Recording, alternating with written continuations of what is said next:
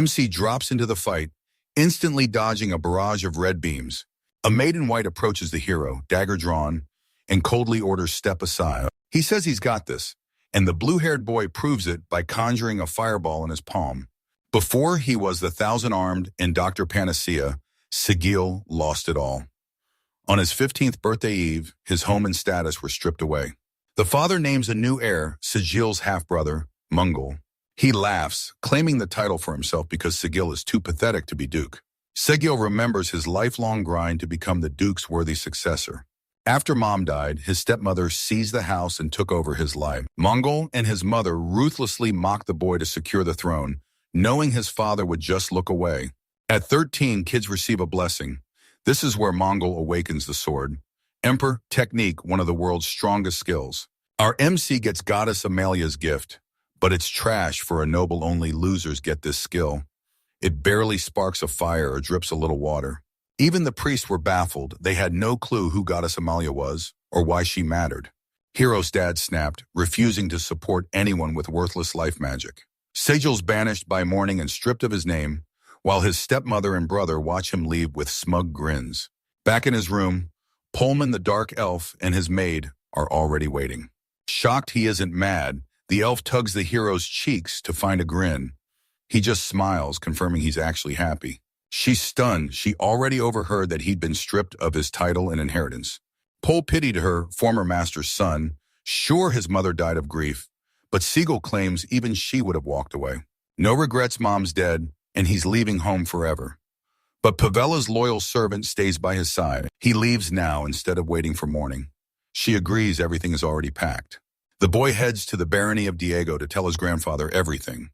But reaching this walled fortress, far from the capital, will be a long, brutal journey. The carriage shakes violently on the rough road, and before Saiko can react, Pavel loses his balance and slams to his knees. Dodging the awkwardness, he pivots and pulls up his status window. Amalia is the goddess of creation and the source of the gift.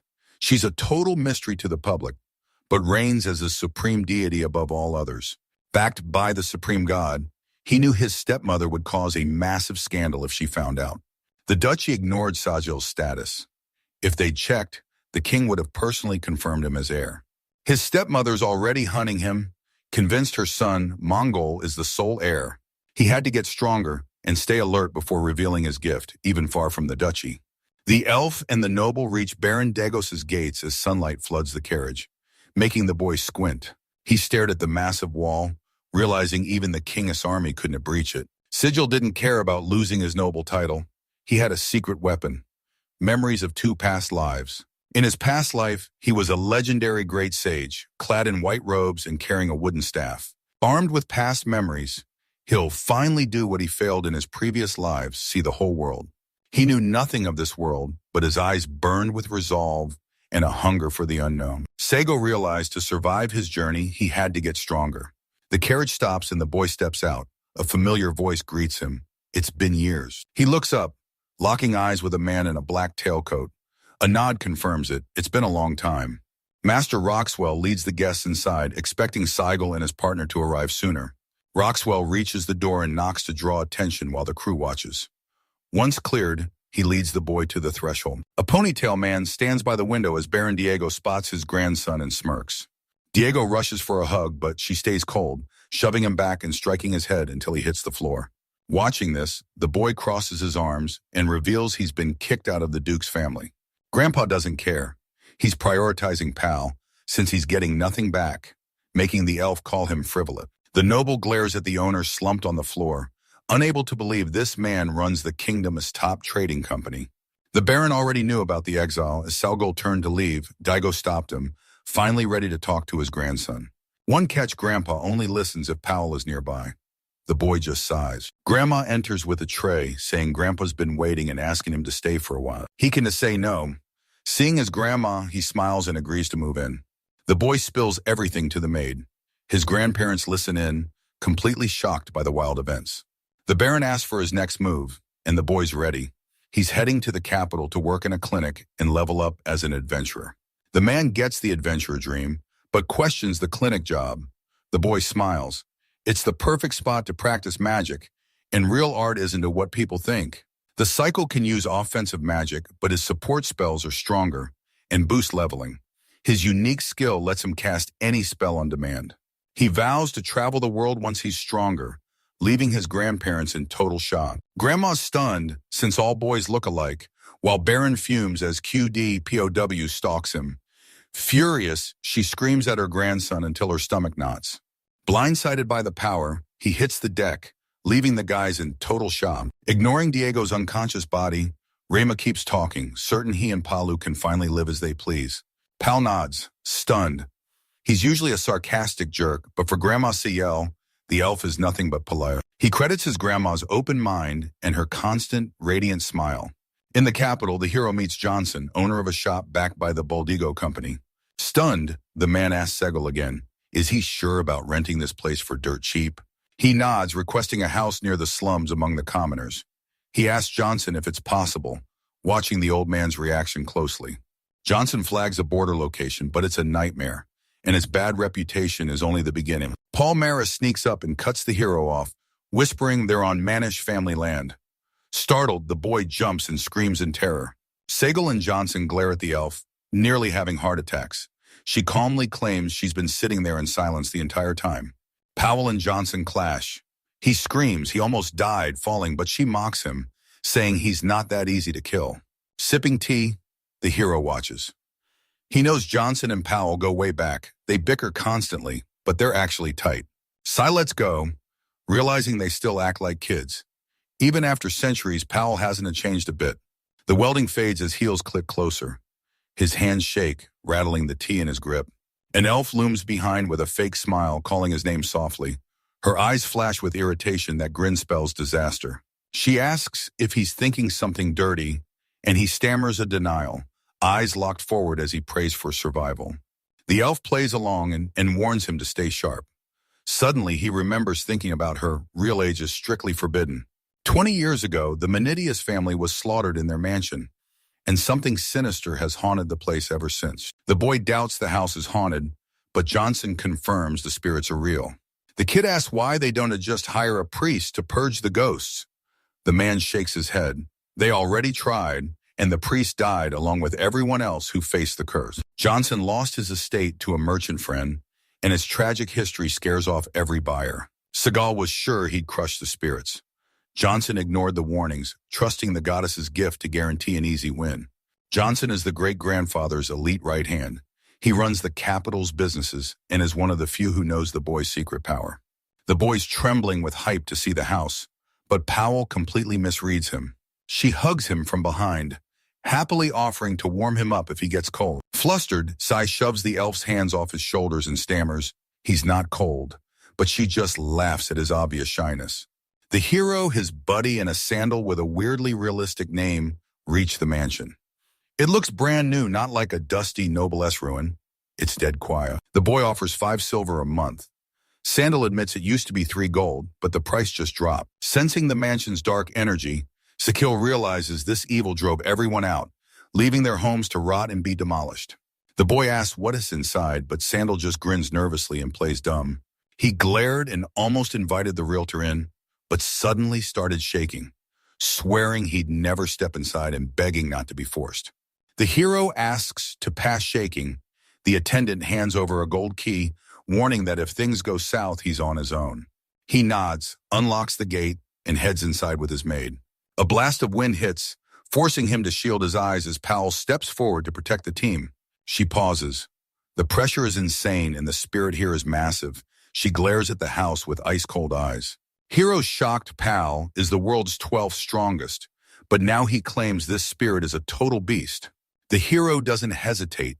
Seizing the moment, he raises his hand and triggers Life Magic Enemy Search. Exploration Magic marks allies blue, civilians yellow, and enemies red. Cycle spots. 7 red markers in the estate, the resident ghosts. Knowing the job is tough, he asks the agent if rent spikes once the ghosts are gone. Sandal promises if the plan works, he'll score another estate for dirt cheap. Seeing it's hopeless, the duo turns to leave, but Sandal panics and grabs the guy, dragging him to the ground to stop him. Tearfully, the realtor begs Sagil to banish the spirits. He's the last hope. Everyone else died from the curse. He clings to Sagil's clothes, refusing to let him leave. The sandal gripes about the wasted space, evict the spirits, and this mansion's value skyrockets. Sell it off, and the boy gets a fat cut of the profit. The boy stands firm, demanding the mansion for him and the elf at 5 silver coins a month indefinitely. The realtor's sob stories fail to move him, forcing the man to cave. Sandal sighs and agrees to reward the estate, but even with the spirits gone, the boy suddenly demands a new condition. The boy demands 5 large gold coins to purge the spirits, grinning as the realtor reels at the massive price. Seguel pressures, Sandal the mansion land is his, and a business there nets 1,000 gold. Spend 5 now to bank 1,000 later. The boy wins the standoff. The realtor caves, offering 5 gold coins to clear the house of ghosts, steal, stun. Glancing at the house, the boy grins and restates his terms, break the deal, and the sandal gets cursed. Shuddering, he swears to follow every rule. Glancing back, the boy smiles at Sandal and Palin, thanking them for the work before leaving the quiet estate and its trickling fountain behind. He grabs his key, twists the lock, and steps into the mansion. Stepping inside, he notices the solid doors look like they cost a fortune. He scans the grand columns and carpets climbing the stairs, shocked that this mansion rivals the Duke's own home. The door slams shut, the duo flinches, and the candles die. A freezing breath pierces them, leaving behind the rustle of ant. A ghostly voice echoes with hatred. The boy and elf whip around, searching for the source. A scream rips through the dark as an attacker strikes. He yells, "He's here to kill the new owners." But our hero leaps aside, dodging the blow without a scratch. Lifting her dress, the maid draws hidden blades and tells her master to step back, ready to die to protect him. Blades drawn, the elf parries every blow, shielding her master from the beast with burning determination. She's fighting for her life against a mob, but he's just ogling her elven thighs. He gives a thumbs up and starts rating her worst timing ever. Powell checks if Sai's hurt. He's fine. The girl asks for a plan. He's got a simple plan. Telling the elf to watch, he thrusts his hand forward and readies a spell. He triggers Sacred Barrier Sphere, blasting light from his palm to instantly engulf the area. Light hardens into walls, trapping the estate in a massive star shape visible from the sky. The paladin disarms in shock as the girl summons a high-tier sacred barrier, trusting the young master's power without hesitation. He used past life magic before his gift, but he's way stronger now. He unleashes a massive spell, forming a barrier and activating his new ability. Compression. Hooded spirits scream as heavy chains bind them tight. Trapped and unable to fight, the phantoms accept defeat. He and Powell inspect the skeletons, proving the legends are real monsters. 6 phantoms and a lich are lurking here. He figures the monsters are bound to the mansion, sparing the city from a massacre. But they only want one thing: freedom. Staring at the ghost, the boy realizes it's a lich, the ultimate evolution. Now he knows how they crushed the priest. Monsters roar for freedom, but the boy stays calm, telling them to accept death and find peace before asking if they know who killed them. Dialogue is dead. He asks for the killer's face or location, but the skeletons only chant one word in unison: hate. Powell realizes the talk is pointless, sighs, and steps closer. The elf warns the young master this isn't a conversation. Hearing Pavel's voice, the boy spins around, completely stunned. She reveals only the young master can talk to the lich. That barrier lets him understand monsters and ensures the skeletons here sail perfectly. He inspects the barrier again, memories flooding back. Finally, Lich's burning resentment makes sense. He remembers the step-family who mocked him at the Duke's estate and the father who stripped him of everything before casting him out to die. Snapping back, he warns that the Lich wants revenge on his killer and everyone else, but the murderer's location is a total mystery. Chains rattle as the Lich leans in, whispering a secret.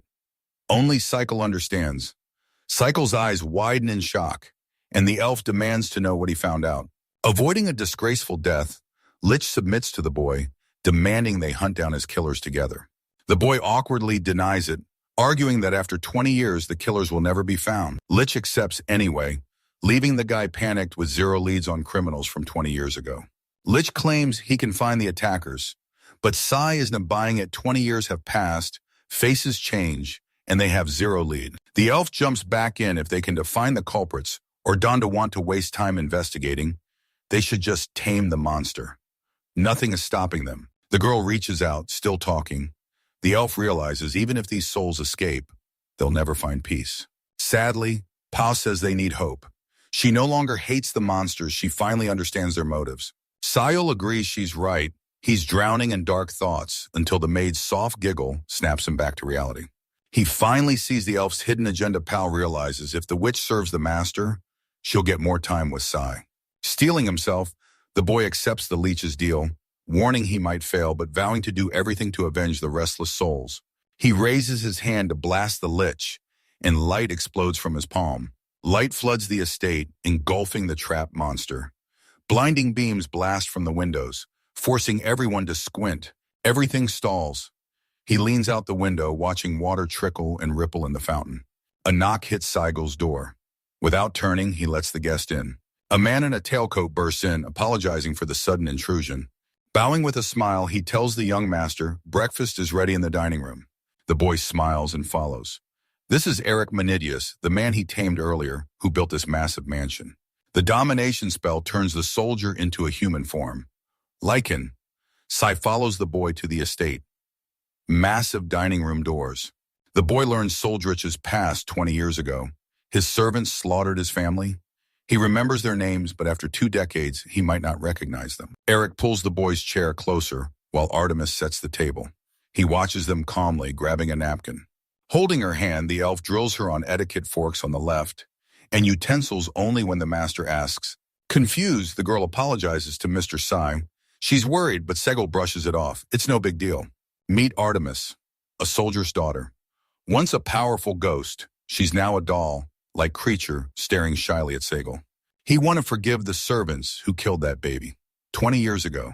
Resentment is no excuse for murder. Smiling, he tells the girl, it's fine, but she better act right next time. Eric and Artemis handle kitchen chores, but they're a package deal. Eric only meant to tame Lich, but since the girl is inseparable, he took both, even the form. Curse lifted Lich, and the girl are finally at peace. Spirit rumors are dead, and life at the estate is back to normal. Sandal's snatching up cheap land for profit, and Say knows he's only out for himself. The other owners have no clue the boy can actually conquer spirit. Lunch finished. A soldier calls from behind. The boy spins, calls him sir, and asks for the day as planned. Abandoning his name and family, he's now just S. He stands up, addressing the room to reveal his plan. The young man puts the soldier in charge of the estate. A quick nod, and the mission is set. Powell packs up to follow the young master. With a home and staff secured, Sai heads out to open his own clinic. In the capital, Paul and Paul open their clinic in the exact same building. The elf stares at the ceiling in dead silence, no visitors, no quests, and zero action. He's bored out of his mind. The boy hits Johnson's, already caught up. He joined the Adventurers Guild earlier, but as a total rookie, no one would train him. The old man rants while the kid listens, eventually asking if he's overdoing it. Johnson uses an old name, but the boy shuts him down instantly. Now calling himself Sai, the boy demands the new name. The old man knows this isn't a social call and asks why he's really here. He nods, revealing his true motive, making money. Johnson laughs, asking if that's all he cares about. Sai grins, summoning a cube with a trapped red dragon and trusting Johnson to sell the rare trophy. Shocked, Johnson asks if he's serious about giving up such a rarity. The kid nods instantly, adding the dragon is scratch-free, leaving Johnson completely floored. The old man accepts, knowing the scale and vowing to deliver his absolute best. Johnson tallies his gold and sets a 1,500 coin floor, but 40 will be swallowed by taxes and fees. The old man offers a 60 cut worth 900 gold coins, but the boy smirks and demands his share be capped at 50. The man tries to object, but Sai cuts him off, flashing 6 more red dragon cubes and offering them for his share. Yesterday, the boy scaled Mount Bardo, home to massive red dragons. One spotted him and growled, blocking his path. Red dragons are the strongest species, capable of erasing countries in seconds. Knowing no one dares challenge them, they live isolated high in the mountains. The boy retreats from the dragon's finishing move. Staying calm, he takes flight and the beast misses completely. Relieved, he knew the world's strongest monster wouldn't disappoint. It didn't show up for nothing. Separated on the mountain slope, he fears for Powell's safety and rushes to find the elf immediately. He raises his hands, summoning spirits to slay the dragon. The shadows obey and ready their attack. The boy warns not to harm the dragon, but desperate warriors charge the beast anyway. A ghost casts a drying spell, draining the dragon's life. The beast crashes with an air-shaking roar as the boy notes the technique. Its power.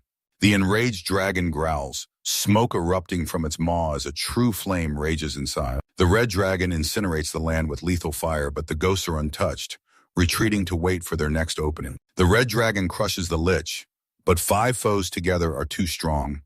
Outmatched, the beast retreats into the sky to survive. He binds, the dragon metal chains burst from his palm, wrapping the beast and locking it down. Trapped, the beast roars and struggles in vain before slamming down, kicking up a massive cloud of dust. Cast preservation to lock the fallen dragon in a storage cube. It's never getting out. Relieved, he goes to find her, but she suddenly tackles him from behind, praising his great work. He asks if she's okay, but where's the dragon? She smiles, the monster's already dead. He looks back and spots a downed dragon on the hill. He's stunned. How did she take that beast down alone? The elf leans in, whispering that the hero deserves a kiss, but he frowns, insisting he's no hero and did nothing special. She calls him her hero, certain he'll crush any dragon that stands in his way. Sai thanks Shaylee, but she looks away. To him, she's the real hero for soloing that massive dragon. A servant taps the young master's shoulder. He turns to ask what's wrong and sees a total nightmare. Pal, Sai, and the leeches are surrounded by massive dragons. 3 loom on the hills while a 4th dives for the hero. Pal hunts for an escape, but the action moves faster than he can react. Furious, her flirting was cut short. The elf draws her dagger and levels it at the enemies. Powell scowls, vowing to handle every enemy alone. The boy grins, certain she's the real heroine, not him. The elf mops up the monsters and turns to the boy. After sizing him up and praying for the fallen, Pal and Sai finish the day with 7 red dragon kills. Back in the present, the boy hits the clinic and yanks the bell, signaling his friend he's back. She tackles him in a hug, cheering that they haven't had a single visitor all day. The boy's shocked nobody's visiting despite their dirt-cheap prices, and the elf girl is fuming in agreement. He thinks hard.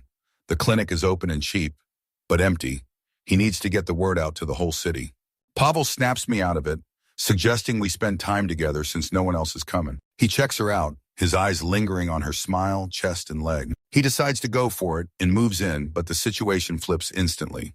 Doors burst open as a wounded man limps in, a massive sword on his back and a cane in hand. His bandaged leg is soaked in blood, but he pushes through the pain. Pavel clicks her tongue in frustration, glaring at the man in the aisle. He's just as annoyed his plans are trashed. But right now, the mission comes first. The wounded man points at the sign asking if the prices are real. They're way lower than anywhere else. Pal sits at the desk and explains the costs. Class 4 pays 5 large coppers, while Class 3 pays 2 small silvers, ID required.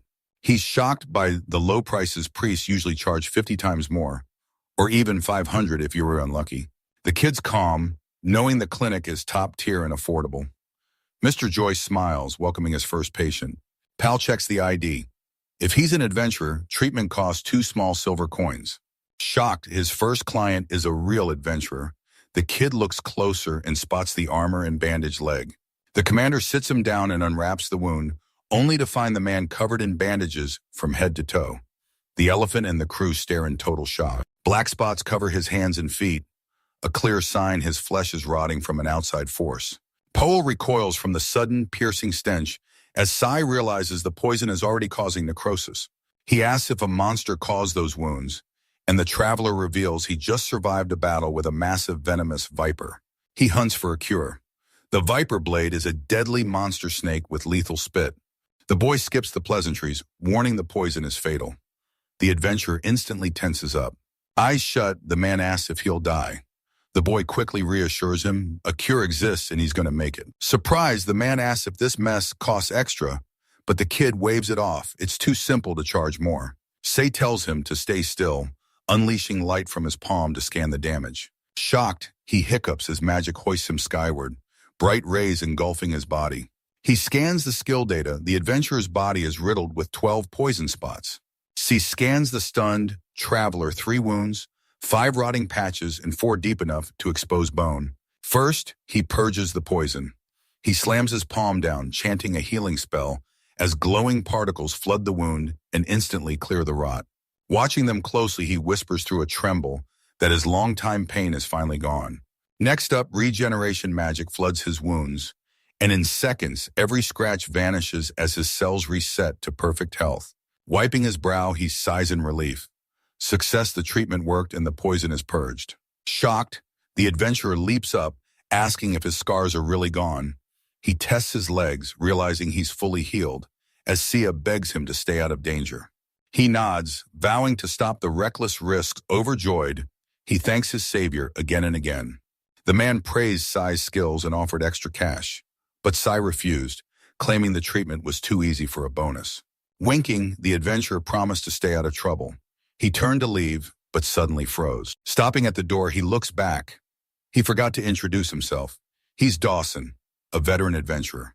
Smiling, he waves goodbye, saying his name's on the plaque. It's Sai. Dawson laughed, vowing to remember his savior's name before heading back to the city. His friend logs their only patient for the day and sets the book aside. Next day, Sayer meets Bale in the city.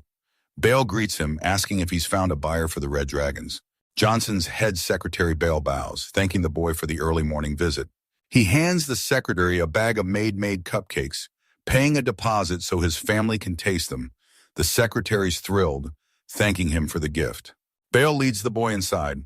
Soon, Johnson assigns his secretary to run a separate department. The boy ushered Sai inside, knowing Bale had crushed the Red Dragon deal. Inside Johnson's quiet home, he tells the boy the Duke of Delaria bought the dragon tea sits untouched. Sire recognizes the Duke of Delaria, a high-ranking minister with massive influence. Bale sets the sugar down, announcing the Duke raised 2,000 large coins. The boy's stunned. It's way more than planned, a total jackpot. Johnson takes over. Companies triggered massive bidding wars, and this veteran knows why. Extreme rarity makes the price skyrocket. Johnson wasn't done yet. He leaned in close and whispered a high-stakes secret. The old man reports a massive bulk order from the Adventurers Guild. Everything is going exactly as planned. The boy asks for the buyers' names, and Johnson nods confidently. Even if the guild hides the truth, he'll track them down. He sighs, handing over another red dragon cube. The man snatches it, promising his reward is coming. Whistling a tune, he returns to his room, wondering what's next. The answer hits fast. He stops, staring in awe at the once-empty clinic. A massive line of kids swarmed the house, and Powell couldn't keep up. Sai enters to find a crowd of kids and elders. Nearby, an elf charges a fourth-class citizen 5 large copper coins. A kind old lady asks Sai if he's the one who drove the ghost out of this house. He confirms his identity, and the old woman showers him with praise. She's stunned by his youth, hailing him as a magic master with the rare power to banish evil spirits. He nods, backing the praise so she doesn't overdo it. Her knee is healed, but it could still flare up. She calmly understands. Lady's gone, and the boy asks where all these visitors came from. The elf thinks yesterday's dog spread the word about the clinic. He mocks Powell's nickname, Delaria, but she quickly pivots. Turns out the last patient with that number was 28. Elf finishes with the patient, preps the room, and calls in the next one. Mid-paperwork, she spots a massive crowd outside. She frowns, says nothing, and gets right back to it. He says goodbye to the boy he just healed. Mom gives her thanks, and the kid grins, promising no more broken bones. Powell enters with a heavy sigh, instantly asking what's wrong after seeing her worried face. Smiling, the elf shuts the door and shakes her head. Nothing but dung beetles outside. He asks about the scarab beetles, but Powell deflects, pushing for the next patient. He agrees and preps for the new client. Night fell, the clinic line cleared, and the doors shut until morning. Exhausted, they finally call it a day. The tired elf agrees, lock the door, cook dinner, and crash. Relaxation's over. A bell rings, boots echo, and grim strangers storm the clinic. 5 guests gather, but the man in the black cloak hides twin swords in a gaze that spells trouble. Paul turns and smiles at the familiar faces, but before he can speak, a shout rings out. The boy's patience with the elf has finally snapped. He recognizes these guys as the dung beetles from earlier, and they in perfect health. No injuries or sickness in sight. The leader glares, points at the boy, and demands to know if it's really him. A dagger whizzes past his ear, slamming into the tree. Silent, he flinches and shoots a panicked look at his companion. Trembling, the boy flees to his friends, eyes locked on the knife. The elf coldly warns him not to touch the young master, calling him a dung beetle. He smiles, pats her shoulder, and tells her everything's fine. The guest barely dodges a dagger to the skull, so the boy warns him to watch his mouth before offering to help. Clicking his tongue, the stranger admits speeches aren't his thing. He clenches his fists and looks away, determined to give it his all. Palin eyes the man, who introduces himself as Darnan, security chief leading a squad from the Adventurers Guild. Things soured fast when Darnan accused the kid of breaking guild rules and dragged him away without a fight. The boy shrugs and agrees. Relieved, the security chief immediately leads the group toward the exit. A soldier eyes the fallen object with an unreadable stare as Sai tells Tom not to prep dinner. His return is uncertain. Darning freezes as a stranger appears in the doorway. Trembling, he asks how the man entered undetected, but the warrior just nods in silence. The boy refuses to leave without his friend, but the elf's sinister grin hides a dark secret. Darnan agrees. Hearing his friend's fear of girls, he grabs the hero and dives out the building. We're at the massive Adventurers Guild in Old Dreddo's capital, a giant building with panoramic windows and epic city view. Heels click as the duo enters the hall to a bizarre sight, a braided girl in an armchair under a banner, with a frozen servant nearby. Glasses girl frowns, Darnan breaks a sweat, and the braided girl steps up to thank the hero and elf for coming. She introduces herself as the department head and tells him to sit. They've got a long talk ahead. The boy introduces himself and points at Powell, calling her his elven servant. She stares down the department head, demanding to know why he and the maid were summoned so late. Surprised, the leader stares at the elf and asks her name again, wondering if she's the famous familiar everyone's buzzing about. An escort cuts her off, blocking her path to the guests. Fixing her glasses, purchasing head. Rosie sizes him up and confidently takes charge of the conversation. You grab her hips, and she reveals her department caught him breaking guild rules. Shocked, he asks which one. The procurement chief explains the rule guild members must offer all monster loot to the guild first. Sayer knows the rule because he studied every guild document on his first day as a new recruit. Trickless snaps that the guy should have known to hand Johnson's red dragon to the guild first. He demands to know the charges and fires back. Admitting the red dragon belonged to the guild first, his answer leaves all three stunned. The head declares it a violation. The boss spins, shouting at the guildmaster. She claims C knowingly broke their trade rules and deserves the ultimate punishment. Pointing at the boss yells to hand him to a visitor but never specifies which one. The department head lunges, grabbing the girl's hand. Procurement orders Darnan's arrest as the manager tries to stop her, but it's too late. Darkness swallows the room and the air thins. Powell readies for battle to shield his master, who sits frozen and expressionless. Darnan gasps as her head crushes her throat and nose, leaving her suffocating and desperate for air. He sizes up the guild and orders a non-lethal approach, but his partner is ready to slit throats to shut them up. C shakes his head, saying it's not needed, then snaps at his servant to shut up and obey. Sighing, the elf admits she'd never do this for anyone but the young master. Pressure vanished, light flooded the room, and the three adventurers finally caught their breath. The boss eyes Sai and admits selling the red dragon to another shop, but claims he didn't break any guild rules. Back to normal, she asks what his move meant. Her mind races. She caught Pal's scheme first and tried to stop the supplier, but she's still keeping her cool. Sai knows the rules before selling to Johnson. He tried to take on a red dragon quest first. She stares in shock, but he stays cool. Since he was denied the quest, he couldn't sell the dragon, so no rules were broken. The procurement head clicks his tongue and taps his foot, dismissing it all as total nonsense. The guildmaster rushes to calm Rosie, taking charge herself and telling the hothead to stand down. The chief tests his story, demanding the name of his former guild administrator. Sayer forgot her name, but remembers her look short, light-haired, and fragile. That's enough. The chief orders Darnan to fetch Elmita, and he's on the move. He only described her, so how'd the master know her name? It's sketchy. The boss knows every worker but is blind to what's happening in his own guild. He suspects the numbers are the key or a secret mastermind is hiding among the workers, dodging the guild. Rosa's sweating bullets and the guy clocks her panic. Suddenly, a knock, Darnan's back with Elmita. He grips her hand and pulls her forward, squeezing tight to reassure her as she scans the area in terror, tears welling in her eyes. Asked again if it's the same girl from the guild, he gives a confident nod. The guildmaster asks if Sai is really registered. Elmita quietly confirms he is. Did she really refuse the boys? The red response task?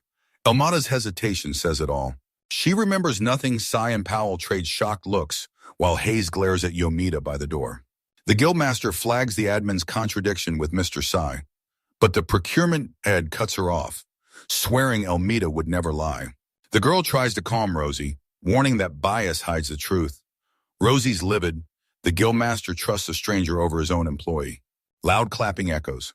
The room goes dead as all eyes snap to her. She smiled at the boy, already knowing exactly how to escape this mess. A glowing crystal appears. Stunned, the elf asks if it can extract the info yet. Sire snaps his fingers. He forgot the crystal. To save the memory of his first day as an adventurer, he records the moment on the magic stone. A screen flashes from the crystal, and everyone's eyes are locked on. Rewind to day one at the guild. At the counter, he boldly reveals his name and gift. Lermita scans the info sheet and sends you to the lounge to read the guild rules before finishing registration. He refuses, having read everything while waiting in line. The admin smiles, thanks him for his focus, and says to ask staff if he needs anything else. Elmita hands him the adventurer certificate, warning that a replacement costs 3 silver. He thanks her and grabs the quest. He tells the receptionist he's moving fast, but he's already picked his favorite quest and wants it. She agrees and starts signing for Sai, but seeing the task sheet, she freezes and stares at him in total shock. She double-checks the quest. Gathering red dragon materials is way too dangerous for a rookie. Smiling, he says the task will be easy, but Amita suddenly cuts him off with a shout. She warns him he's dead wrong.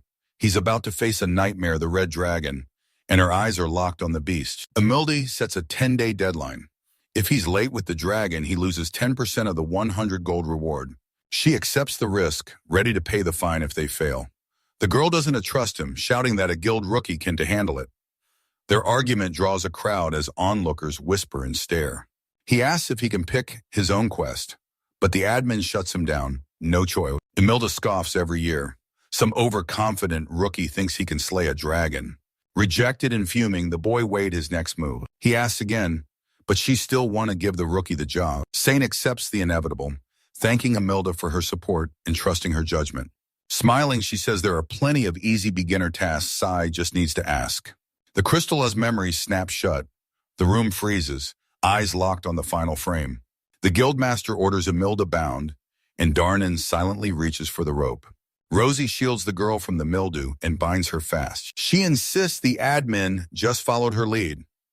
Emilda's innocent.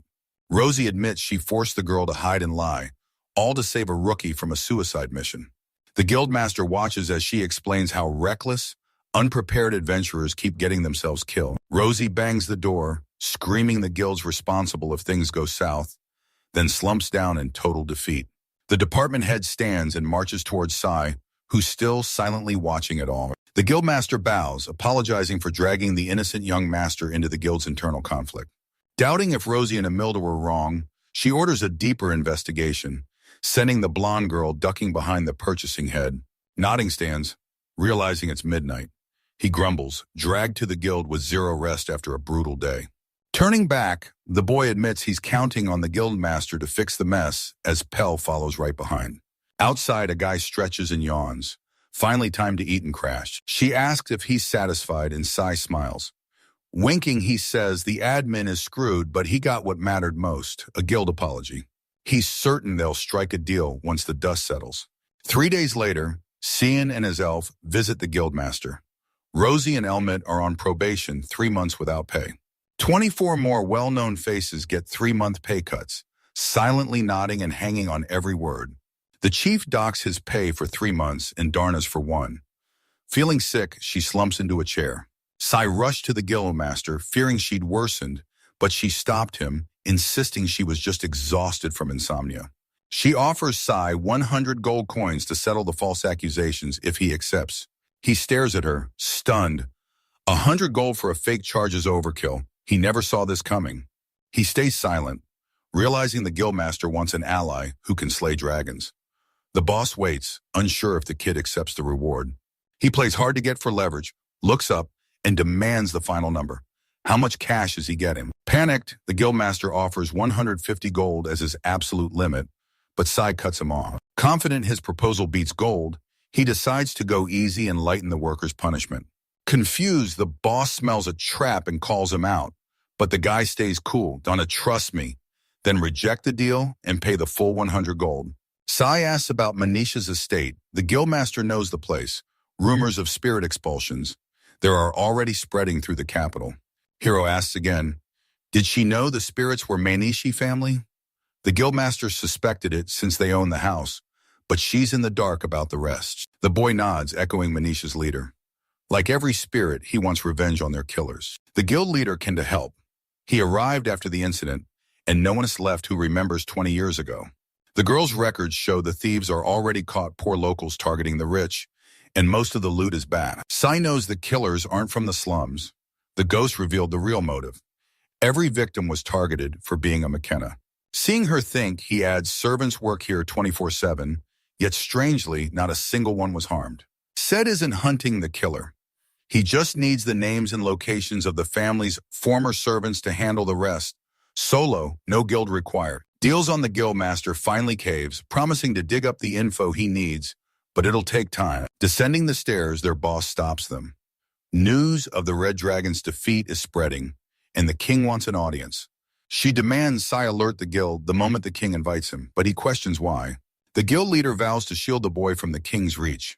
That's all Sai needs to hear. Bowling's over. She thanks him for the assist, and he heads out with the elves. Rain pours as Sai leaves the guild. The maid calls him kind to lift the mood, but he brushes it off as fake flattery. Pole stays silent as the rain ruins her hair. The boy secured his guild alliance. Now he just needs recruits to cool the soldiers' rage. Watching the guests leave, the guildmaster whispers Paul Maurice, recalling her old title, Fire of Misfortune. The guildmaster flashes back to his tragic childhood home. A hand strokes her head, urging her to live for others. Tears well up, but she's left speechless. For ages, elves guarded the great forest and despised their dark elf kin. 2 centuries ago, a rebellion sparked a brutal war between the races. The elves dominated until a new dark elf leader turned the tide. Their leader had long black hair. Dark hair is rare for elves, but her pitch-black eyes are even rarer. She wasn't like other elves. Her dark magic wiped out her entire race. The elf chief bows in defeat, but she doesn't stop. She steps on him and laughs with pure satisfaction. El Menues trembled and hid in someone's arms, peeking at the leader's horrific smile. Fire Calamity Palmaris Monterey, a name etched into the heart of every elf. The elf leader's family was slaughtered, leaving only Elminus alive. Stripped of her name and home, she fled the forest to become an adventurer. Meeting the elf again forced Paola to relive her childhood trauma. Elma already knew she'd ditched the tribe a decade ago. The leader blames herself for the chaos, but shakes it off, refusing to believe she's the cause. Worse, the girl wants nothing to do with her. El Manuis weighs quitting as guild head face in her pillow. She mutters she's barely 230, way too young to die. Cut to Duke Artek's estate. Thunder roars as a freezing rain lashes the windows and soaks the land. Fists clenched, the Duke slams the table, spilling his tea as he demands to know how Delaria gifted the king a red dragon. He screams in despair. He thought Venice, the Arctic branch head, had everything handled. Now the Duke can believe it, all falling apart. Venice, rocking a black jacket and ponytail, calmly admits he wants answers too and asks to stop the tea. Mugged down, the Count admits he failed to get the red dragon, blaming the man who hunted it. The Duke stares back cluelessly. The Count sighs in relief. Artek still doesn't suspect the truth. Venice reveals Saigo caught the dragon the Duke exiled. The Count knows the boy sold it to Johnson's, a shop owned by Baltego. The Count's proposals stun the Duke, forcing Venice to ask if he even knows Artek's financial situation. Oldrat's nobility is split and in feudal lords versus landless court elites. All 6 ducal families are court nobles living on state pensions. The Ardeks are the wealthiest dukes, but their gold flows from the Baldigal Company. It's all thanks to Mr. Sadzil, the boss's grandson, who bank. Sigilla's out, and Baldigo's support is gone. Now Baron Diago can demand his money back instantly. The Duke sat wide-eyed, reeling. He hadn't even considered this mess until Count Vina spoke up. Ardek's leader finally realized his situation was far worse than just some red dragon. Venice grills the Artek head with their entire lineage at stake. The Count demands a plan for the budget losses, but Artek stays dead silent. He's taking this to the family council, a high-stakes summit where the Arctic family's main and side branches settle their biggest disputes. Calling him pathetic, he roars, You really think you can threaten the master of this house? Venice denies the threat, insisting Seagal's expulsion be the chamber's top priority. The Count is livid. His son was expelled without a word, making things worse. To top it off, his son killed the Red Dragon, and now the body's been sold to their rival, Duke Delaria. Venice heads for the exit, dropping an ultimatum to keep his rank. Mongold must slay a Red Dragon-level beast and fix the finances before the next council. Leaving the stunned Duke behind, the Count strides through the halls, deciding to make Sergio the family head immediately, even if it takes 4. Escaping the city's noise, Sai and his maid relax in a sunny meadow, munching sandwiches under the drifting clouds. Powell asks why use herbs over magic. The master's plan: a new soap for gentle skin and silky, strong hair. He's living the dream: killer views, fresh air, great food, and a beautiful girl right by his side. He forgets elf powers, and she brushes off his flattery. Shocked, he realizes she read his mind and vows to stay on guard, even with his closest allies. He pivots, offering her aloe to moisturize her hair and skin. Stunned, she grabs the plant. It's a miracle find, and she can't wait to test it. Paul grabs the plants and orders a young man to plant the aloe by the estate, ASAP. Hours later, Pal and Sai finish the garden. Exhausted, the girl leans on her shovel. Grabbing the cans, he explains the soil is already fertilized, but adding mana will make the aloe grow like crazy. Palm out, the hero casts Mercy, imbuing any object with holy power. The elf douses every plant, realizing he and Palmaris still have tons of land for future projects. He eyes the aloe, hoping it grows fast to make his friend happy. Lamanjan's alive. Little Artemis dashes down the hall, toy train in hand. Entering the kitchen, she finds an elf cooking and a boy reading. Artemis has hot tea ready for the master and maid. Hero pats her head and thanks her, her smile melting his exhaustion like warm sunlight. Powell's disgusted. She warns him, Artemis is just a kid, but he doesn't care. He only thinks she's sweet. The elf thinks he likes kids, but he shuts it down for him. No one tops his friend. Artemida leans in, peers into the bowl, and asks what's cooking. Giggling, the maid promises to show her something special after their bath. Sai smiles at the bonding maids, wondering if Elf's spirit plan will work. Night falls. He sips tea until Powell bursts from the bathroom screaming, her hair glowing bright. She spits his tea, staring at the elf's transformation. He tells her to cover up, but she ignores him, thrilled to feel a century younger. He wonders about Powell's age again, but quickly shakes it off. It's just not worth asking. Artemis plays with her duck in the tub, wondering why Paul Maris bolted so fast. Next day, Powell's glowing a client drops off homegrown veggies and tells the elf she's never looked more beautiful. The elf maid raves about her new soap, and the young master smiles, proud he made her happy. A woman asks for a sample, reminding the boy that Powell made a massive batch for clients yesterday. A scarred, messy-haired man enters the Shabby Claws clinic. The boy instantly spots his pitch-black hair and eyes a rare look, like a true friend. A knife or sword left this scar, and it's clearly years old. The kid asks about the stranger, SI and parents, but gets shut down instantly. It's none of his business. The boy wanted to budge arms, crossed. He refuses to treat the silent man and even offers a refund. The boy scoffs, turns, and demands his treatment fee from Powell. He storms out, slamming the door and muttering, he's fuming over the size rejection, but there's nothing he can do. Pam pouts, annoyed by his behavior, while he just nods and listens intently. He knew the kid would return to his clinic. A strange premonition hit him. Something massive was about to happen. Clasping her hands in tears, Powell begs Sagal for more soap. He stops watering his flowers and turns to her. He blasted Powell for wasting soap, but Powell snapped that hair and skin are a woman's life, and she couldn't ignore such high-quality stuff. Plants thrive here, so she urges an immediate soap launch while Sagal presses for sales updates.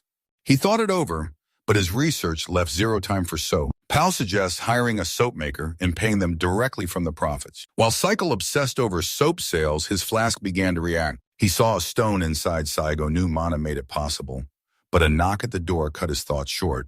The warrior apologizes. A royal messenger just arrived at the gates asking to enter. Sago looked up from his work, asking the soldier if the royal messenger had truly arrived. Everyone gathers in the hall as the king's messenger relaxes, acknowledging Sajil's busy schedule. He sits and asks why the messenger's here. The envoy thanks him and reveals a red dragon. Sigil, once killed, was just gifted to the king. The king is impressed, awarding him the Order of the Great Flame and 1,000 gold coins. Exiled the Order of the Great Flame. One of only 5 elite ranks, it's the second highest order and the ultimate prize for his position. The guildmaster invites him, but Exile's shocked they're giving him a medal. Slaying that red dragon was a way bigger deal than he realized. The messenger cut his thoughts short, demanding an answer. Exile nodded. Tell the king I'm in. The messenger leaves, and Saegi realizes this order will enrage the duke's family, so he rushes straight to his grandmother. The warrior whispers again, and Exile's face instantly darkens. He asks where she is, but Artemis is already there covered in grime and clutching a plate and fork and shot. Exile enters. Artemis confirms everyone's clear of poison and blades while Exile scans the room. Men in black litter the floor. As a blonde survivor bows his head, Artemis points a fork at him. They refuse to talk. The blonde clutches his face, eyes shut in silent pain. Exile's shocked that the sweet Artemis can torture so ruthlessly, until she remembers the truth Artemis is already dead. Exile handles them himself, sending her to help the estate soldier. She agrees and bolts. He asks the blonde if the Duke hired them, knowing the killer wouldn't talk. Exile knows the Duke wants him dead for slaying the Red Dragon, but with guards on duty, this estate is a fortress. If he misses the last one, a friend stays close. Instantly, he pictures a girl, borrowed power one to work. Exile needs his own strength and activates analysis magic. The killer reels from a massive blow as Exile exposes their names and ties to the secret Night Raven Guild, leaving the assassin completely blindsided. He asks Exile if he has assessment magic, claiming it's limited, but the assassin says he's dead wrong. Sage remembers his past raised in the Empire. He and his brother Masha turned to crime at 11. Masha was executed, but Sage fled to the kingdom and joined the guild. He admitted to the hit on Count Box, so I asked the sage if assessment magic could reveal those details. The sage asks who he is. Exile claims he's just a healing student, thanking him for the lessons. The sage is confused. What exactly does he mean? Gil reveals the Night Crow has 5 bases in the capital, and they'll have to hit everyone to find the client's name. Constant hits are annoying, so he's ending them all now. If they hadn't stayed silent, he wouldn't have even thought of wiping out their entire guild. Sage warns they won't go down easy. Exile finally understands and recruits them for his research. Something's wrong with Sage, paralyzed by pure terror. He can only choke out, "What's happening?" Atop the mansion, Exile reveals top leader Balombo. Ordered the hit, he points to the map. Balombo is currently at this guild branch. Powell spots figures in black prowling the streets. No one's reporting them, proving the local authorities are in league with the Night Raven. Uhl pulls on a dark glove and tells his friend to hit the back entrance. She agrees. One more check on YouTube narrator style. Exile pulls on a dark. Powell trusts he can handle himself, but warns him to stay safe. She leaps from the roof, wind whipping through her hair and clothes as she dives. Powell drops behind the killer, dagger ready, and creeps closer. She drops 3 assassins and sighs in relief. Watching from above, the client decides it's finally his turn. He vaulted off the mansion roof with flight magic as she boosted his leap. Something slams onto the killer's back. He looks up, sees Exile charging, and screams, "Who's that?" Exile sticks the landing and asks if he was really spotted. His verdict? This killer isn't as good as he looked. More killers swarm in, marking Exile for death. They lunge with daggers, but he effortlessly dodges every strike. Exile pulls a stone, targets the killers, and casts a drying spell. They freeze, confused, as their strength vanishes. Weapons drop and they collapse to the ground. Exile eyes the legendary philosopher's stone. For centuries, every wizard failed to craft it. But today, that era of failure ends. Exile kicks the door open, shouting he's not finished. He bursts in on the hidden assassins and uses his stone to cast a drying spell. Exile apologizes while draining the assassin's life force. Paralyzed by his power, they demand answers, only for him to reveal they'll be dead in days. The Philosopher's Stone grants immortality by draining others' life force, instantly healing any disease or fatal wound. Every ruler craves this stone. If the world knew he made it, he'd be a legend. Exile claims the energy harvested here will last 10 years. Only the magic circle tames the stone. Without it, the power drains dry. Exile knew one mistake meant disaster. Killers cleared. He hits the stairs, deciding up or down. Powell ambushes him on the stairs, leaving him too stunned to even shout. Powell flashed a sharp smile and pointed up. Exile headed down, and the two split. A blade suddenly appears by his head, catching him completely off guard. Sigil barely dodges, blood spraying from his face as a dark-haired assassin lunges for a follow-up, forcing Sigil to draw his blade. Steel rings as tension peaks. The dark-haired man glares at Gila, demanding his name. He admits his goal, but the dark-haired man plays dumb as their argument explodes. Sigil calls out the sneak attack. Stop playing dumb. The dark-haired man laughs and agrees. MC scans his stance and asks if he's a knight, but the dark-haired man dodges the question to hide his identity. Sigil swings, but the man leaps over the blade. He's skilled, but Sigil realizes he's weaker than expected. He whips out his Philosopher's Stone and dries the dark-haired man, who demands to know what Sigil just did. The sword clatters down as the killer hits his knees. Calmly, the MC admits he regrets having to wound him. Sigil bursts into a room, leaving a trail of broken enemies in his wake. Inside, he finds a girl, a blonde man in a suit, and a guy with a bear head. He asks for the Night Raven's leader, and the blonde man smiles. The blonde glares, calling him an evil alien. The bear vows to handle it and charges Sigil. Drabina aims at the bear, trapping it instantly with Sacred Zone magic. Sigil watched him pound an invisible wall, mocking how a guild of veteran fighters could be rattled by just one guy. MC smirks, telling him to choose his own enemies. The blonde glares but agrees, tapping his foot nervously. The floor vanishes, sending him plummeting into a pit before he can react. The blonde mocks the easy catch, but his smug face instantly twists. Sigil stands up, apologizes for killing the vibe, and reveals he can fly.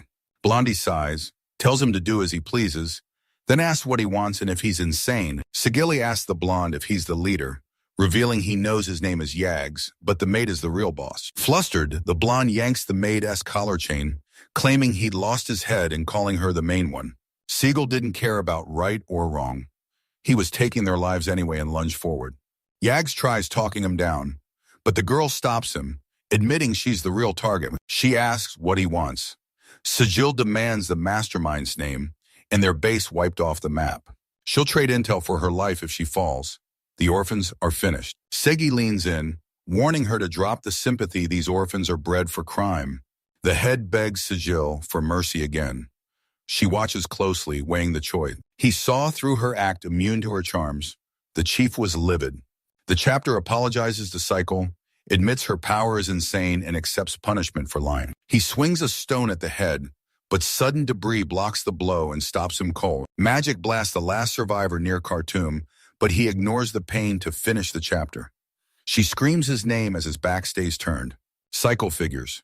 Jags isn't guarding her head because her power's spent, while the trapped bear roars a name and pounds an invisible barrier. Jags uses his final strength to speak to the head, but his body gives out mid-sentence. The Cycle halts the stone and watches Yags drops to his knees as she grabs his hand, begging him to hang on. Sigil respects her subordinate's loyalty and lets her choose talk now or he'll take the info from her corpse. Submit or he looms forever. Jagger kneels, but she glares at Sigil with burning rage. The boss asks pick option 2 and they live. Seguya agrees. But now she must obey his every command. The bear roars. He's still in the fight, claiming that head is no match for Sigil. Bowing low, the leader accepts instantly. It's the only way to survive. Using contract magic, he warns the leader that betrayal means regret. He grabs her head, snapping the magical chains into place. Powell bursts in, but he just grins, announcing these guys are officially on the team. Pell's confused. Does he actually miss her when there's another lolly on the team? Sigil whips back to the head in shock, indignantly snapping that he's no villain. They learn the leaderess name is Balombo. She's short, but actually way older than Sigil. Balombo fulfilled Seguila's request, snagging the file on the buyer. She scrapped the mercenaries to expand their intel network. Sigil trusts her completely, proving yet again she's no ordinary kid. Sigil restores the life force of his new followers. Watching the kids play, he vows to let them chase their dreams, and she agreed. He asked for kids to teach farming, cooking, and basic literacy. Balambos points out the window she's already found the perfect candidate. It's Madison Albon, the former royal knight Sigil's already clashed with. Kicked out of the Knight Order by a noble and losing his family to a plague, Balombo found him at his absolute lowest. Madison loves every shelter kid, trying to fill the void left by his daughter. Balamba thanks Seikilu for the save, but he asked to be called Sai. She gave him a warm smile and agreed to listen to Mr. Sai. Cycle asks if he's ready to talk just as Powell passes the window with a basket. He speaks to a dark-haired boy in rags, a massive scar splitting his face from forehead to lip. His name's Pads. Dad's a mystery. His drunk mom vanished long ago, and a cruel noble scarred his eye. Sigil calls him Unlucky Pads snaps, turns away, and demands silence. MC orders him to sit still and starts the exam, instantly triggering his analysis. He proved fall injuries can heal. Shocked and overjoyed, he asks if it's actually real. Sage smiled at his joy, then asked why he needed the eye. Pads looked away, then declared he's becoming an adventurer, his fists clenching his knees with resolve. Segal offers help, but Pads insists on adventuring. Segal scoffs, how can a simple farmer survive as a seeker? Pads bolts up, his ability exposed. Segal offers a heal for loyalty, but a furious Pads grabs his collar, accusing him of exploiting his weakness. Segal didn't pull away, pressing his palm down and telling them to move. If the pillows failed, the monster was too strong and he lacked the skills to win. He's a doctor who saves lives, but he won't die for them. He lets go, letting Segal pull away. Ped joins Segal on one condition. Segal asks what it is. Fist clenched, the dark-haired man vowed revenge on the one who took his eye. Segal warns Tom to quit climbing, but Tom snaps back. Lose an eye yourself before giving advice. He gets the boss's rage. He still remembers the scars his brother left on him. He asks Peds who his target is. Peds forgot the name but remembers the face and needs help finding him. Pads describes a stocky, red-haired guy his age with a mole by his nose and a permanent scowl who calls himself the Great Me. Sigil remembers his brother, the self-proclaimed Great Mongol. This timing is way too perfect. Sigil calls him a total hypocrite and starts judging, while Ped asks if he knows the guy too. Sigil ruffles his hair and agrees to fix the eye, but warns Pad, you are my associate. Now Pad accepts, swearing to honor the deal. Saigil's already plotting, arresting a commoner for targeting a noble one. To cut it, there's too much to gain. He needs a smarter, more ruthless plan. He was livid, but not surprised that Mongol was always trouble, small world. Pads kept his word. Now he's in the garden, tool in hand, using rare skills blessed by the god of fertility to oversee the beds. A soldier strikes him, sparking his rage. He demands answers, but the soldier warns, Pads serves Lord Sai now, so watch your mouth. Furious, he demands answers, but Soltric declares he and Powell will now train him to live as a servant. Another strike lands. He begs for mercy, but the soldier snaps that serving Lord Seiyu means zero leniency. Watching from the mansion, Sigil knew Powell and the soldier's training would make Patsu a perfect servant. He wished him luck, but a sudden bell rang and a man entered. A light-haired man in a dark suit and glasses opens the door, apologizing. He asks him to visit a patient at home who needs a real doctor. Paul asks about the call. She realizes he serves someone powerful and fears a dark plot. She apologizes and refuses to go, but the man panics, desperately begging for an exception. Sigil intercepts them, asking where they're headed. He tells Pavel the man sought help, but the clinic's intake is already closing. He thanks them and promises a ride to the capital edge, swearing them to secrecy. The sick girl is Rosalia, Margrave Zoldo's daughter. They pile in, and the Margrave Zoldau leads the kingdom's elite military clan, holding the border against Malta's relentless attacks. They arrive. Powell asks about the girl, but she's exhausted and the doctor is clueless. He begged Paula and Sigil, calling the doctor his last hope and pleading for Rosarius's help. Sigil sees Rosalia, her long, light hair glowing. He vows to do whatever it takes. The man knocks, gets his Sterosilis okay, and steps inside with Sigil and Powell right behind him. He looks at Rosalia on the bed and a sudden thought hits him. What is it? Rosalia is pale, gasping, and her eyes are shut. She's clearly running out of time. Sigil asked when it started. Her husband says she fainted 10 days ago, spiraled, and hit this breaking point 4 days back. He crunched every detail and realized time was up. The diagnosis starts now. Sigil warned the room time's short. The exam starts now. The maids nod, agree, and approach Rosalia, apologizing as they pull back her blanket. Sigil finds the cause of mana deficiency hitting everyone. Mana usually refills like stamina, but here it's the opposite. It's constantly draining away. Wondering how it all went wrong, he suddenly spots something interesting. Seagal grills the maids and learns Rosalia recently attended a tea party hosted by Count Tucker. Seagal reveals the symptoms are from poison panicked. The servant confirms it was spiked during the tea party. Saijin demands to know the culprit and the timeline, ordering the Margrave to launch an investigation. Acting like a pro, he diagnoses Rosalia and starts treatment instantly. The man puts all his faith in him. His monoregion is trashed. Flush the poison, treat the vitals, and he'll be good as new. He detoxed the body with magic, then started the treatment. He uses magical regeneration to restore her mana recovery. Seigel's strength evaporates. He nearly collapses, but Pal catches him just in time. He forgot recovery, drains massive mana. Rosalia is still out cold on the bed. Sage blasts her motionless body with power. The man tells him to rest, but Segi refuses. He's putting everyone else's needs before his own. The servants return to find Rosalia finally back to her senses, and they're overjoyed. Tearing up, the man calls out as Saigo confirms the treatment worked. Rosalia needs rest, so Dante overdo it, while Pao holds him steady. The servant thanks Sigil through tears of joy, certain his masters would be thrilled. Sigil just smiled back. Heading home by carriage, Sigil warns Pavel he's overworking after a long day treating patients at the clinic.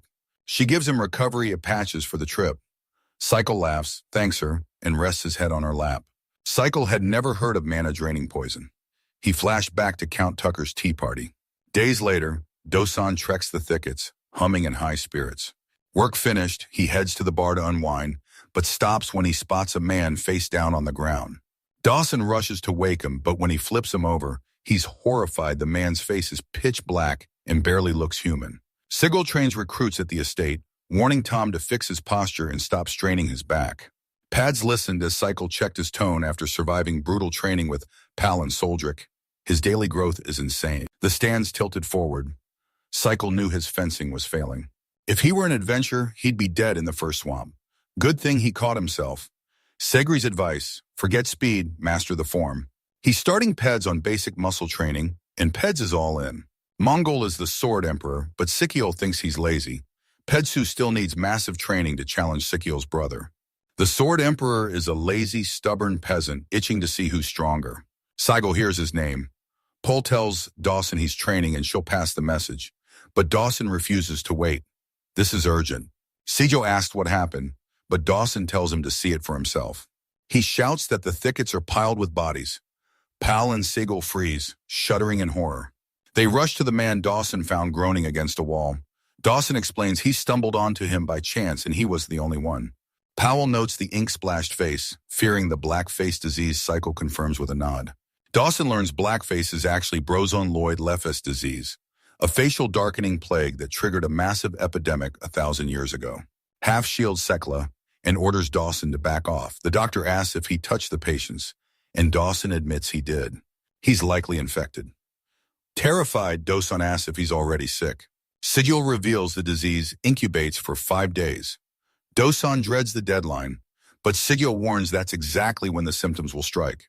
Dosan asks for a cure, but Pal reveals 80 die. The symptoms alone are a death sentence. He thought he was dead, his face turning ghost white in total disbelief. Blackface is spreading fast.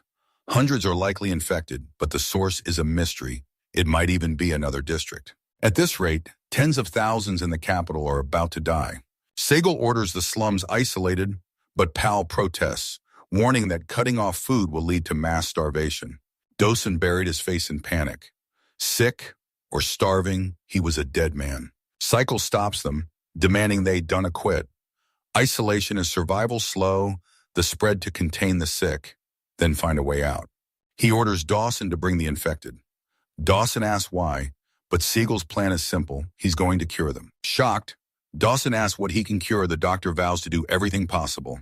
He vowed to help the sick Sigil until his final breath, eyes burning with resolve. Sigil tells Pal to alert the guild and prep supplies. Their guildmaster rank grants them access to the king, and Pal agrees. He tasks a Lacaeon to prep the carriage with the soldiers, leaving Dawson stunned by the high-level beast. Sigil orders the patients move to his clinic for a safe exam. An adventurer arrives as Darnan hauls the wounded to the clinic. 6 more victims found. They need blankets fast. Dosan lays the victim down as Powell asks if he can talk and state his name. Darnian scanned the area, relieved the clinic was clear. Another adventurer agreed the extra space was perfect for the sick. Cycle heals the patients with magic, he tells a recovered woman. She's safe, but to return if the illness strikes again. She thanks him. Staring at his hands, he's stunned to see this illness again in his past life. These faces were a daily sight. It's contagious, and reinfection is a constant threat. Treatment focuses on easing symptoms and building antibodies to stop the spread and protect the survivors. Powell offers a break, but Exile just smiles. He's not tired and there's still work to do. Helping everyone is exhausting, but he wants to stop the sick, need him to survive. A stranger approaches, apologizing for the intrusion. Powell and Cycle turn, locking eyes with him. The guildmaster visits the mansion, smiling faintly as she asks Cycle for a word. Powell serves tea. The guild leader thanks her, eyes the cup, and downs it in one silent gulp. The teacher explains the slums are isolated, keeping the black-face disease contained. Famine struck, just as expected. Paul knew it wasn't their fault. They just chose the lesser evil. Shaken, the mistress admits she thought Chornolitz was just a children's horror story. Sodhill's report sent the guild into action, instantly cordoning off the thickets from the castle and town. The plague wouldn't stop. Sickness hit every corner of the city, and as panicked nobles fled, they spread the infection across the entire kingdom. The crisis forced the government to act. The guildmaster sealed the borders just in time, trapping the epidemic inside the state. The guild is spreading Sigil's cure, but the plague won't end fast. Poe warns to move carefully, while the doctor promises they'll fix it. Half's crushed. These priests are total frauds, acting grand while being completely useless. Priestly magic nukes diseases instantly, but without antibodies, they'll just flare up again. Sigil warns their magic isn't the right cure. The guild requested doctors, but since no noble mages qualify, they're stuck relying on temple priests for now. Noble servants are getting hit hardest. Priests charge a fortune for healing, and despite their pride, these servants are still just disposable. Sigil says if he survives the Wild S disease, he still has to face this problem. A week later, Rosie hands me a pass and demands I return today. The guildmaster cleared them to leave, but she warns me to stay safe and avoid the black-faced plague. Saigo takes the pass and agrees. Suddenly, Rosalia's servant rushes over, noting how long it's been. Saigo apologizes for the carriage request. The servant smiled, hand on chest, promising no worries. Helping him was a total honor. He tells Sedlo the couple constantly brags about him to their noble friends. He ushers him into the carriage, heading for the plague-stricken noble district and begging him to save the kingdom. 3 months after the black-faced disease ravaged Segul's battlefield, the plague has finally subsided. Sigilla meets the guildmaster, who reveals the black-faced disease first appeared a millennium ago, and its cure is now lost to history. Cycle finding the cure is a total miracle. Sipping tea on the couch, he hears the host praise and just gives a subtle smirk. He couldn't tell them how to fight the plague. He'd already seen the first outbreak start. Memories flash back. Years ago, a shadowed man mocked his journey while the sick suffered, so I begged the great sage to save them. Sigil spent years finding the cure, but he still hasn't seen the world. The guildmaster called his name, admitting she might be paranoid, but warning him to stay away from temples. He pressed for answers. After sharing the black-faced disease cure, she overheard priests plotting they saw Sigil as a direct threat to the temple's power. Sigil hoped for backup, but things are going south now. The master wants an update on the disease's origin. She doubts neighbors did this, the medicine is long gone, and no nation would risk starting a plague. Psycho says animals are immune carriers. I asked if they'd confirmed it. They need to find patient 0 to stop this outbreak. Sigil returns to the mansion, greeted by a smiling Madison, and Pads carries potted plants, while Madison hauls a woven basket. He announces his return with a smile, praising their hard work as Paul greets him. She smiles, hair messy, as Paul offers the classic choice dinner, a bath, or her. Sigil chooses dinner over her advances, making Pavel snap. She calls him clueless, but the hero fires back. He gets the hints, but the kids are watching. She whipped toward Pads and Madison with a lethal glare, freezing them solid as they begged her to stop. The dining hall is packed. As food is served, Madison asks the kids if they remember their knife training, and they shout back in perfect unison. Cycle asks about the crops, and Pads guarantees a solid harvest. Sigil warns they're low on aloe, so Pads agrees to prep a new batch. The dog watched him, realizing the submissive training worked almost too well. The estate was getting crowded fast as Pads, Madison, Lolly Balombo, and their kids moved in. Cycle checked his gear, patted his suitcase, and vowed to stay until the job was finished. A soldier bursts in, calls my name, and delivers the soap sale papers. Siggy thanks him. The soldier asks to buy the soap, but Sig just smirks. Women are lining up to do anything for him, so he's keeping a stash in reserve. With the kids' help, everything's perfect, and mass production will be a breeze. Siegel suggests buying land from Sandal for a factory. The estate workshop is too small, and the waterfalls guarantee a steady aloe harvest. Eric's all in, fixated on soap's potential. He hauls a cart to Mr. Bale's shop. With Pal and Pads, they've arrived. A massive crowd surrounds the building. Sigil is shocked the line is huge before opening, and Pads shouts in awe. Pal glared, warning Tom to watch his mouth. Ped jumped back and apologized while Sigil laughed, ushering them through the back door. Soap was just for ladies until he pitched it as a plague cure, sending word racing through the nobility and their servants. Unable to sell at the clinic, they moved the goods to Beale's store cycle, thanked him for the help. Powell holds the gate as Sahil and Peds roll the cart in, politely asking for entry.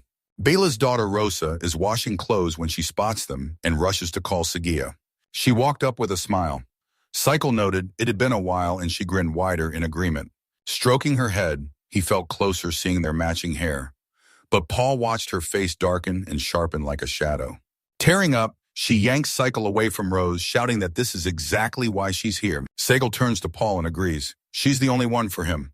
Paul stammers in shock while Rose watches, totally clueless. Bale's wife, Ush, steps out with a sincere smile and short, light hair, telling him the others are already waited. They hauled the cart over, and Seguil delivered the soap.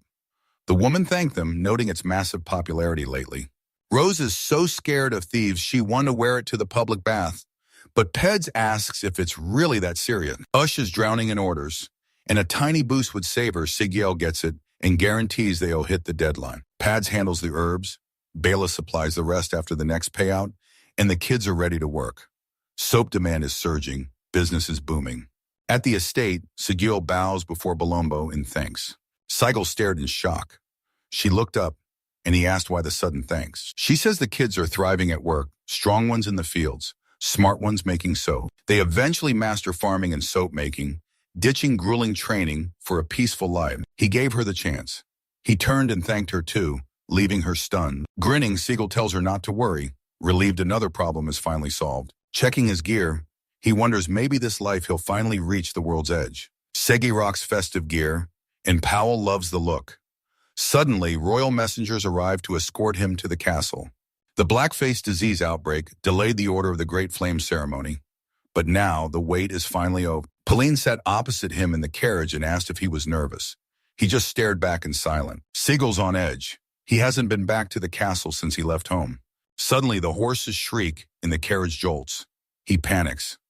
What's happened? Debris blocked the road, and a wagon lay overturned. Men scrambled with crates as Siegel demanded to know what happened.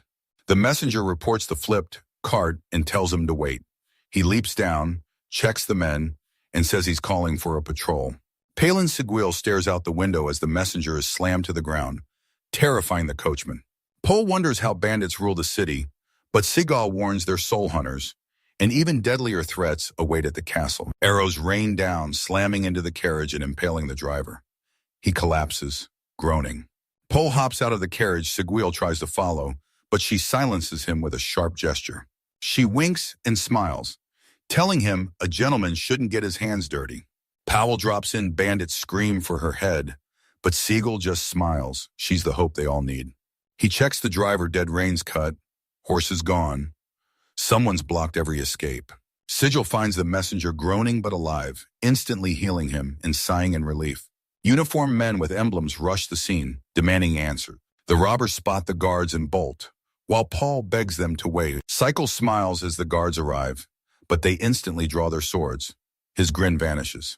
He blankly asks if he was attacked, and the guard confirms a magic assassination attempt just happened. Segel's heading to the palace on the king's invite to investigate personally. He'll check every detail, but for now, he's going with them. Pal rushes in to help Sagville, but he stops her. They're just patrol officers. Attacking them means catching a charge. They agreed to meet later, but Sigil was delayed. No one died in the clash and the bandits escaped untouched. Despite his guards, the bandits failed their first strike, but still managed to snatch him. They hauled him to the basement guard post, threw him in a cell, and shackled his hands and feet. Cycle figured he'd been locked up for 4 days. But with no windows, he couldn't be sure. Legs sprawled against the bars, he knows no one's coming. Dreaming of food or water is pointless. Segal's stretching magic and life spells are all that keep him alive. They actually arrested the king's guest, but the powerful mastermind behind it remains a mystery. Powell bursts in with keys in hand, apologizing for the delay, but Segula just smiles. He was waiting only for her. Sick of nonstop healing, the hero calls this a vacation. Powell agrees, telling him to stop overworking and focus on her. Cycle asked who was responsible. Pavel blamed the temple's cunning archbishop, so she freed him. Powell fumed, certain the Chornolitska disease story cut him deep, and hated dealing with such a controversial guy. He and Pavel leave the cell. He asks about the prince, and Pavel reveals his charges are dropped. Now, his captors are the ones being arrested. Paul's done holding back. MC just nods, unsurprised. The temple's power is absolute, forcing the king to bury the truth. They hit the street, the blinding sun dazing Segal. As his vision clears, he sees the guildmaster's crew holding off the guards. She spots him and calls him over. She apologized for the late rescue, but Segal smiled, thanking the guildmaster for the help. Powell thanks the guildmaster, admitting she'd never reach the king alone. Suddenly, the crowd erupts with greetings for Sigil. A messenger sprints up, shaking with excitement, and blurts out an apology for the trouble. Avoiding Sigil, he remembered being healed the day of the attack. He was eternally grateful. Cycle brushes off the thanks, just glad everyone survived the surprise attack. Despite being the king's guest, the messenger was arrested, starved, and threatened with punishment after a brutal interrogation. The ambassador takes them to the palace to rest before the award ceremony. He smiles at Sigil, telling him he's counting on him. Powell and Segal board the carriage. The guild mistress smiles, wishing them a safe trip as they thank her and head out. Maybe too short at 60-80 is the goal. Original. The guildmaster stood, watching them leave with a smile in his heart. He had already decided. 2 days later, a voice interrupts his stroll through the Giel Palace gardens. He stops and greets her, Your Highness. Lucia, Ordred's second princess, stands before him with ribbons in her hair. She notes it's been a while. He bows, agreeing it's been ages. She apologized for ruining his vacation clothes in age and status. The two were inseparable before his exile. Lucius brings up the lost title. He just shrugs. He's a commoner now. The princess asks if life is hard, but he prefers this to his past. She smiles. That's just like him. He eyes her, asking if she called for more than just a fan moment. Segal senses a deep connection, challenging a confused Luca to deny it. She reveals she has a favor to ask, and Segal wants the details. Arms crossed, she begged him to heal her mother. Saiga asks about the queen. Lucia says the archbishop's visit changed nothing, but Saiga senses she's hiding the truth. If he cures what the archbishop couldn't, the temple's reputation is ruined, threatening their vital alliance with the kingdom. Lucia knows Segal's magic cured the blackface disease. She asks how his power beats the temple's, hoping it can save her mother. Segal remembers his mother and accepts Lucius's request, ready to obey the king, but Lucius cuts him off, telling him not to worry. She lit up, announcing her father's consent, then ordered the servants to bring the letter, and Psyche grabbed it. He checks the letter, royal seal and signature. It's the real deal. Psycho grabbed the letters and agreed to heal the queen. Lucy cheered, praying in thanks. The princess grabs his hand and drags him straight to his mother's chambers. Lucia leads him to his mother's room. A long-haired girl answers their knock, recognizes the princess and doctor, and ushers them in. Ordred stood by the bed, hair shining and fists clenched with hype. He beamed the second Lucia called out. Segal bows after years apart. The king hails his victory over the blackface disease, demanding national thanks, but Segal humbly brushes it off. Lucci stops her dad, fists clenched, and stares him down. Sigilli needs to check mom now. The king agrees, entrusting the queen to Sigil. Sigil vows to do his best and turns his focus to her. Jocelyn lay motionless, eyes shut. No reaction until he spots something special. Sigil realized the symptoms matched the Margrave's daughter perfectly. He told King Lucia, she fainted 10 days ago, faded, and turned critical 4 days back. The king immediately demanded. He calls the disease lack of manners, and he's treated these symptoms before. If he's right, he's the source of the disease. He uses magic to confirm it. Confirmed it was poison. Shaking with fear, the king asked if Jocelyn was hit too. Lucia begs Saiga to save her mother. He agrees, instantly starting the cleansing and detox. Focusing on Jocelyn, he channels his power to restore and regenerate mana flow. Magic stings his body again. The king worries, but he brushes it off. The treatment is complete. Jocelyn wakes up, and Lucia rushes in for a tearful hug. Mom asks what's wrong, while Segil smiles and the king secretly wipes his eyes. MC swore the princess would never suffer like he did. Suddenly, the king pulls him aside. They exit, the king vowing to repay them for saving the queen. But first, he needs to confirm one last thing. Sigil confirms it's poison. The king demands info, but Sigil knows nothing. It's a rare, unheard-of toxin. Only the queen and Roselia share these symptoms. She was likely poisoned at Count Tucker's tea party, right before the illness struck. Stroking his chin, the king finally reveals his thoughts on the Margrave and Duke Tucker. The Margrave reports a secret group poisoning nobles, and with Sedgil now behind bars, the king boils with rage. Clutching his chest, he realized someone was dead set on stopping Tsihil from examining the queen. 2 days later, the ceremony begins. Siegel's grandfather waits in the palace corridor, staring out the window. He greets Tsihil, praising him for slaying the red dragon and saving the nation from the plague. Everyone's impressed, but will Grandpa attend the award ceremony? Grandpa says she's earned a reward for her loyalty, capital or not. He asks if Sejil's tired, where she fell, and pulls her clothes. Sigel plans to retire to his grandma's hot springs if he gets tired, but Grandpa refuses to quit until he's on his deathbed. Grandpa pulls the team from the hike. Sigil sighs, wishing he could go anyway since the Duke's family never recognizes his worth. Grandpa offers gentle praise, but Sigel snaps he hates that look on his face. Grandfather puts a hand on his shoulder, praising him for saving the queen. Serving the royals like that is a massive achievement. Sigil says the king won't cross the temple, so they're cutting the trail and running. Grandpa fires back, this isn't about the temple, it's about helping the queen. Grandfather built Diego's house to greatness in 1 generation. A legendary feat. Sigel vows to become a grandson he can be proud of. Adventure C kneels before the king, receiving the Order of the Great Flame for slaying the red dragon. Sigil feels a skill trigger and eyes the brunette. He knows it's the chancellor's assessment, but what did the man see? Pinning the medal, the king vows to investigate this stranger later. Now he announces the cash prize to wrap up the ceremony. The king reveals Saiz didn't just slay the red dragon. He also cured the black-face disease and saved the queen, leaving Sigil in total shock. Ending his speech, he crowns him Great Doctor, shocking the crowd with a title they've never heard of. The title proves S can cure anything. It'll be passed to all future royal doctors, and S's mission now reaches far beyond the city. The crowd whispered, "Why him?" as royal physician over a priest. Then his grandfather broke the silence with a clap. The crowd erupts. Sigil bows, hand over heart, calling it a massive honor to be titled by the king himself. The king smiles, putting his faith in the Great Doctor. Sigil grins right back. Sigil accepts the price of his Great Doctor title and tells the king he's leaving on a journey. The king's stunned but agrees he won't force Sigil to stay for a title as long as he promises to return. Sigil thanks him. The king says Lucia will miss him. Sigil hands over gifts for the princess and queen, asking the king to deliver them. Their soap is blowing up, so he shares a sample. The king grabs a bar, promising they'll love it. A man walks up, and the king spots him, instantly switching the subject. He meets Chancellor Gumri Sardbis, who greets him warmly. The king orders Sai be briefed on his power evaluation, but Sai wonders what did they actually see during the test. The king smiles. He rarely doubts the chancellor, but he'll verify this personally. Sigil agrees. The king scans the hero skills and spots the blessing of goddess Azelia, shouting in shock that this finally proves the truth. He glares at Sigil, demanding to know why he hid the truth.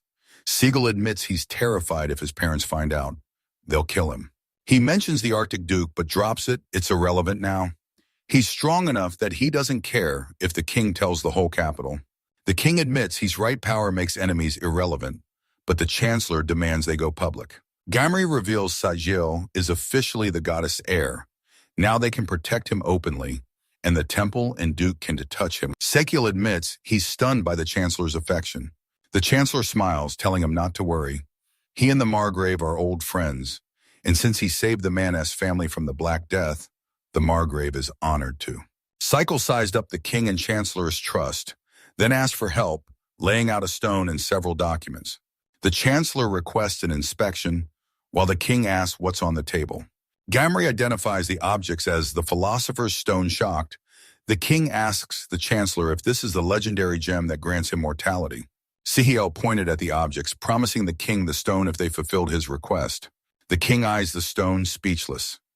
He tries to question Sigil, but I cut in. What do you want to know?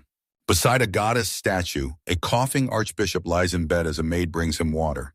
He pulls him up and hands him water as the archbishop clutches his chest, struggling to stand. The servant urged a doctor for the fever, but the archbishop shoved his glass aside and barked at him to shut up. Glass shatters. The archbishop screams. He'd beg a heretic for a cure, but a violent coughing fit cuts him short as his men rush to help.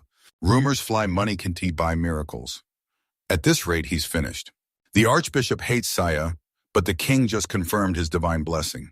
As the crowd links the illness to the past, the archbishop's cough silences them. Blood stains his palm. He glares at the statue, asking why it turned away. Queen Jocelyn smiles and thanks Sigil. She loved the soap he gifted her yesterday. Lucia rushes over, praising her glowing skin and hair, while Sai calls the compliment a massive honor.